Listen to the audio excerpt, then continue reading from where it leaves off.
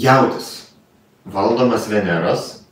Tai jaučiai turbūt bus jau vėlgi, jau kelintais metais mes kalbam, kad jaučiam lyg geri metai, lyg tokie fantastiški, lyg tokie gražus, nes ir buvo kurį laiką judėjo baltasis mėnulis su Jupiteriu, po to jis, aišku, apleido jaučius, pajudėjo link dvynių, bet dabar staiga Veneros metai, tai jaučiams vėl gerai. Ir jaučiams vėl lyg ir turėtų būti mėgstama rausva spalva ir rausva žvakė namie, tai čia trigubas laimės. Pradės pirkti, tai bus jaučiai šitą žvakę. Tai šiais metais tai tiesiog trigubas vėl laimės metai jaučiams. Iš tikrųjų geri, laimingi, palankus metai ir viskas pas juos klostysis geriau.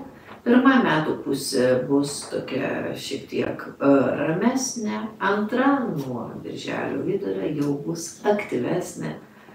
Tai kažkokios tai naujos pažintys, nauji žmonės jų gyvenime, nauji užsiėmimai, nauji pomėgiai ir galbūt jaučiai staiga sugalvos kažko mokytis. Metai bus puikus ir manau, kad pretenzijų jaučiai tikrai neturės 25 metam, ypač jeigu nusipirk šitą žvakę. Aš nejuokauju, vien jau dėl to, kad ženklų ir kvapų magija. Čia yra visi pagrindiniai Veneros kvapai. Ir tai, ką tu uostai, tą tu ir prisitrauki. Tik tiek, kad kvapas iš tiesų jis turi būti kokybiškas, natūralus, iš tikrųjų eterinių aliejų, o nesintetinis. Ir visa tai yra šioje žvakėje. Tad uostykite, džiaukitės tą žvakę ir tai bus žingsnis link jūsų svajonių išsipildymo. Tiesiog jaučių gyvenime viskas bus gerai, visko pakaks ir džiaugsmų, ir gerų įspūdžių, ir harmonijos.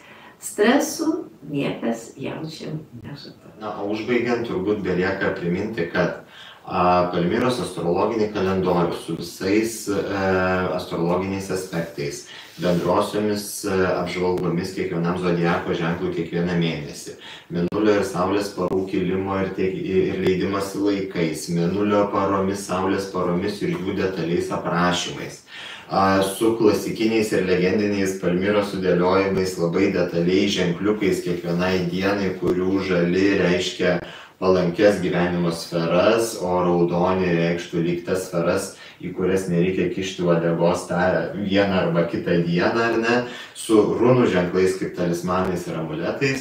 Galite rasti mūsų interneto parduotuvėje, tai yra smelslikeспells.com.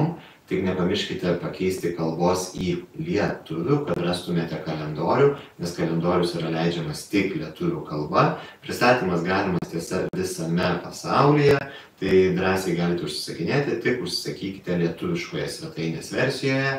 Taip pat rasite ir didžiuosiuose Pegaso knygynuose, ir didžiuosiuose Vagos knygynuose, knygos LT, tiesa ir patogu pirkti svetainėje. Na, o Palmiros ir Smelslikeспells kartu kurtą metų žvakę, štai tokią taip pat rausvą, gražią ir labai salstelėjusiai, vaisiškai, veneriškai kvepiančią su apelsinų žiedų, ambros, vanilės ir greipfruto aromatu, bei išraižytais visais metų ženklais.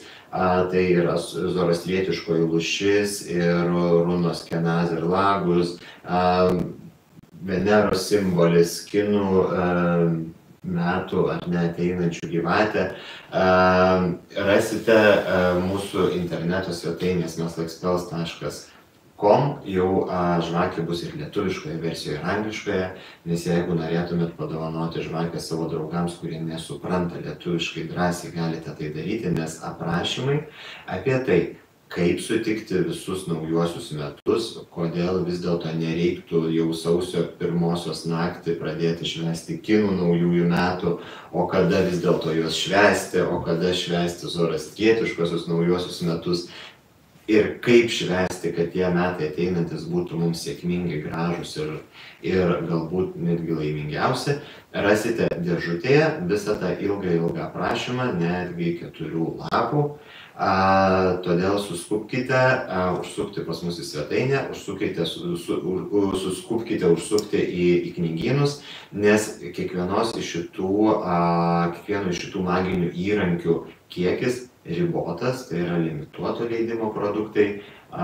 Ir iš praktikos žinome, kad jau artėjant didžiosiomis šventėmis paprastai jie atsiduria pas kažką dovanų krepšeliuose, o kai kas lieka šiek tiek galbūt ir nusiminęs. Ačiū Palmira dar kartą, ačiū Jums, kad žiūrėjote, nepamirškit galbūt pasidalinti paskutinį kartą įrašų su draugais, galbūt kažkam jis bus irgi įdomus. Visada